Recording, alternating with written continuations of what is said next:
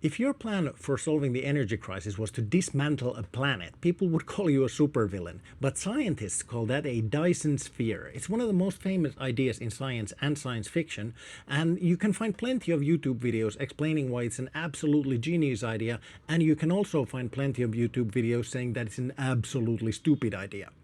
Well, I think it's both. Hear me out. A Dyson Sphere. If you're not familiar, a Dyson Sphere is not a Star Wars-inspired robot vacuum. In fact, Freeman Dyson, whom the spheres are named after, and James Dyson of the vacuum cleaner fame aren't even related. But much like the other kind of Dyson, a Dyson Sphere would suck. You've probably seen an artist's depiction, a giant shell around a star providing practically infinite energy to an advanced alien race. And that is exactly what Freeman Dyson originally proposed, even though some say he actually proposed a Dyson swarm, including Dyson himself. But if you check the original paper, he really just talked about a sphere the mass of Jupiter at 2 AU from the Sun, 2 to 3 meters thick. It is true, however, that just a few months later, facing backlash from any scientist with half a brain, he clarified that he actually meant a loose collection or swarm of objects on independent orbits. Basically, he said he accidentally called a bowl of spaghetti a cylinder, as we all sometimes do. But let's be fair, it was a one-page paper with the point of just saying SETI could be looking for more than just radio signals. Like, here's one idea. He probably just didn't give a huge amount of thought to the practicality of it. It's kind of like when people leave comments on my comedy videos saying I didn't take into account absolutely every aspect of everything that happened in every field of science since science was invented. How dare you! It wasn't even Dyson's idea. The science fiction author Olaf Stapledon came up with it in his 1937 book Star Maker. Dyson just took it seriously enough to suggest looking for them. And to his credit, he gave credit to Stapledon and said they should have been named Stapledon spheres. Or swarms, because that's mostly what we're going to be talking about in this video, because a solid Dyson sphere is one of those ideas that sounds brilliant if you forget gravity exists and that stars are actually quite heavy, and if you were to build a giant shell around a star, it wouldn't be stable on an orbit, so even the tiniest wobble would make things get exciting pretty quickly. And you know someone would wobble it just for a TikTok reel. So even if some aliens could figure out a way to build one, there would be no reason to when a swarm would do the same job with way less headache in your antennae. So a Dyson swarm would be billions or even trillions of structures orbiting a star and collecting some fraction of its energy, which sounds a little bit less cool but has the enormous advantage of not immediately collapsing into the sun. So yeah, let's talk about the swarm version because it's a little bit more realistic, and by realistic I mean only completely insane. It could actually work the same way that climbing Everest naked while wrestling a bear is technically possible. Even the more down-to-earth versions of a Dyson swarm usually involve dismantling Mercury for raw materials. We can barely mine this planet, and now you want us to strip mine a planet we can't even get to, let alone hang out on, all the way down. It's a planet, not an IKEA mellanrumpa. I don't know what that means. How dare you! Are we even sure, like sure, that we know enough about orbital mechanics that we know for like 100% that we wouldn't f up the entire solar system's balance by removing a planet? Probably, I think so, but I'd still be a bit apprehensive before I hit send on that email. And some, including the original Dyson paper, suggest using all of Jupiter for parts, which would absolutely send the whole asteroid belt flying right at us and possibly smash us into Mars. And Jupiter's not even made of the right stuff, so, don't do that, please? So like I said, there are already plenty of videos explaining why building a Dyson swarm would be difficult, and it would be. But even so, I think they are missing the other impossibility. Because let's imagine for a moment that we solve all the engineering problems. We have self-replicating factories, we have the artificial intelligence capable of coordinating solar system scale logistics, we have the autonomous mining systems, and we even have a group chat that stays on topic. Let's imagine we have all of these impossible things. Industrial capability is so far beyond what we have now that dismantling a planet is actually on the table. Congratulations, you've solved the easy part. Now, who owns the swarm?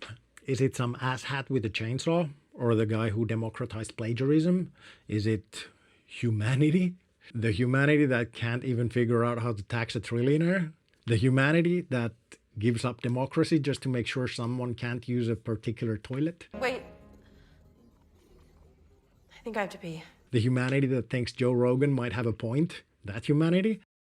We can't even agree what year it is. We already managed to turn simple things into complicated political problems like water, land, airspace, trade routes, dog poop, pineapples on pizza, and now we're supposed to coordinate trillions of structures owned by various factions around a star for thousands of years. Projects that take decades are tricky enough. This kind of a project would take centuries, probably millennia. Governments don't last millennia. Companies don't last millennia unless they're a pub in Ireland. Even languages don't last millennia. Imagine somebody in the year 1200 announcing in fluent Middle English a construction project scheduled for completion in the year 3060. At those timescales, countries are weather. Nobody would even know what country they're building it for. Half the participating countries would have been conquered, renamed, or a special exhibit at the British Museum before Phase 1 was finished. La Sagrada Familia in Barcelona took only 144 years to build, and it's pretty much a marvel that it got even as close to being finished as it is now. During that time, Spain went from a corrupt monarchy with church-burning riots to a republic, to a civil war, to a dictatorship, to a constitutional democracy with somehow also a king. Those things never make sense to me. The only reason the building project didn't ultimately fail was that it wasn't a government project or a commercial project or even a church project, but entirely donation-based. Do you think we can do that in space for 1,044 years? And if they're private and affordable, the engineering challenge is building 1 trillion satellites, but the political challenge is convincing 1 trillion satellite owners that they are middle class. I really wouldn't want to be in that HOA meeting where item 43 million on the day's agenda is that Greg would like to move his solar collector 300,000 kilometers to the west, but Kenny says it would block his view of Saturn from his porch. Or imagine surrounding a star with a structure the size of a solar system and then discovering it's a subscription service. Here's a more serious question that I almost never hear people ask. What kind of a civilization would and could build one? We would have to have world peace and a united world government first if we were going to do it right.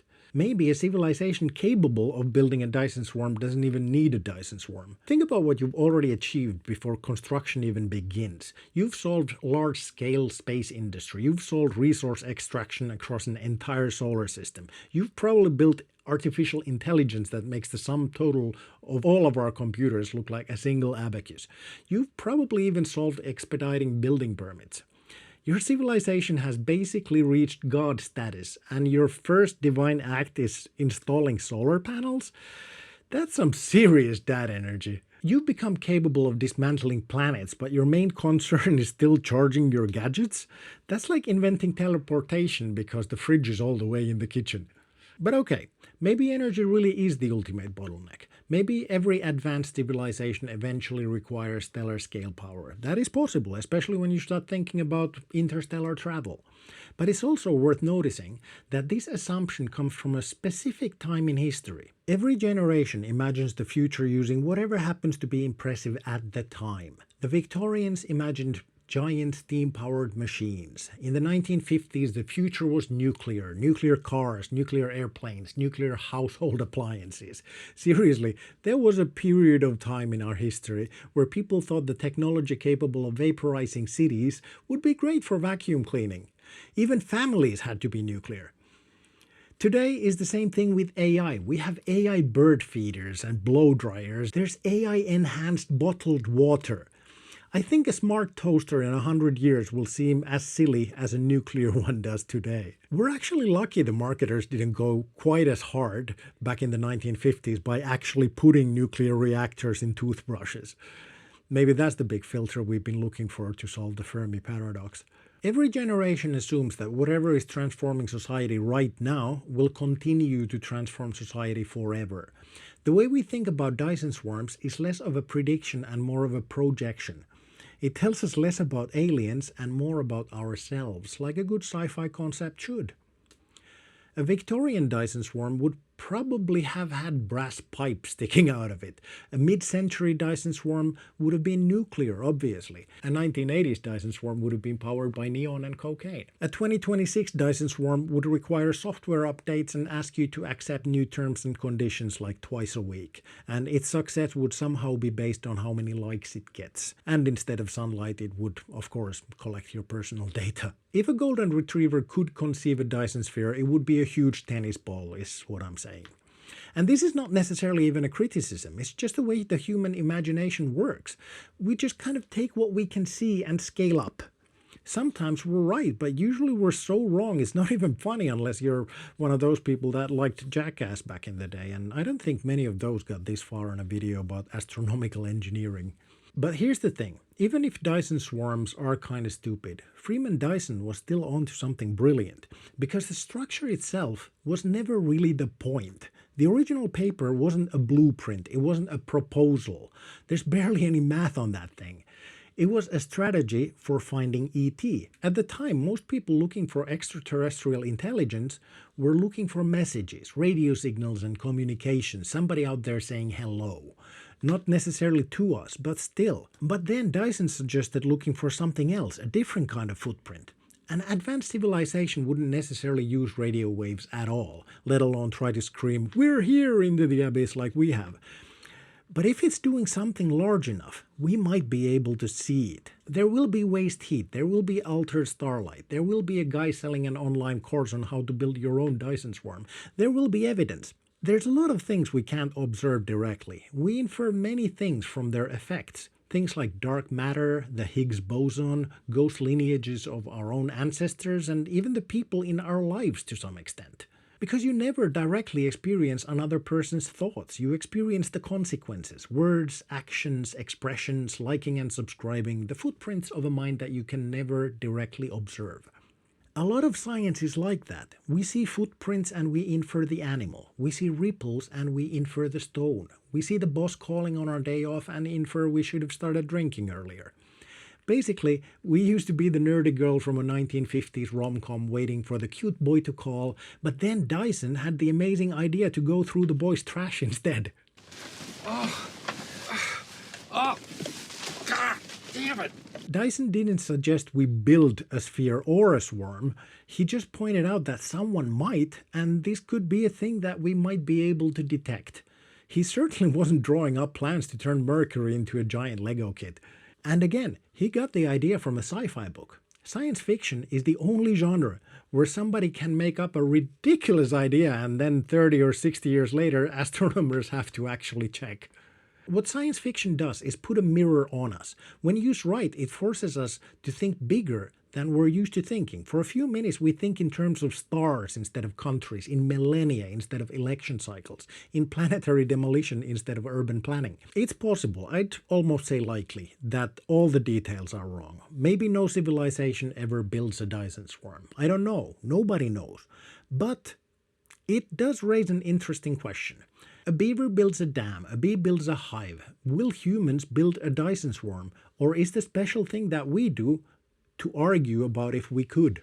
I'll take either, because it's actually already pretty cool that a run-of-the-mill land mammal has somehow evolved the ability to even just debate projects that would reshape entire solar systems. Even when we're wrong on a spectacular scale. We can look at a point of light in the sky and write books and make movies about what might be living around it and what technologies they might have. And then some mad scientist takes them seriously enough to actually look.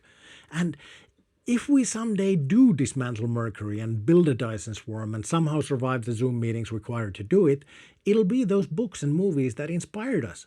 And that's pretty damn cool. That's the video. Gotta say, when I first looked into Freeman Dyson with his paper mentioning Malthusian principles and even Lebensraum, a term used by certain Germans at a certain time in history, won't name them so the algorithm doesn't take it out on me, I didn't think I was going to like him. But in the end I think he was just a product of his time, and as such I did warm up to him. So I really don't think he was an N-word. Not that the other N-word. A Dyson or a Stapleton swarm would actually be really cool if we one day can build one. It might give us the ability to travel to other stars, and it could get us to post-scarcity in all aspects. Without Dyson, Stapleton's crazy idea might have been forgotten entirely. So yeah, I hope there's no sex scandal coming out. Give a shout out to Olaf and Freeman in the comments, give me a like on this video to help me out, consider subscribing, and as always, a link to the stand-up comedy special is in the description and on the card right here. Thank you for watching, and see you in the next one.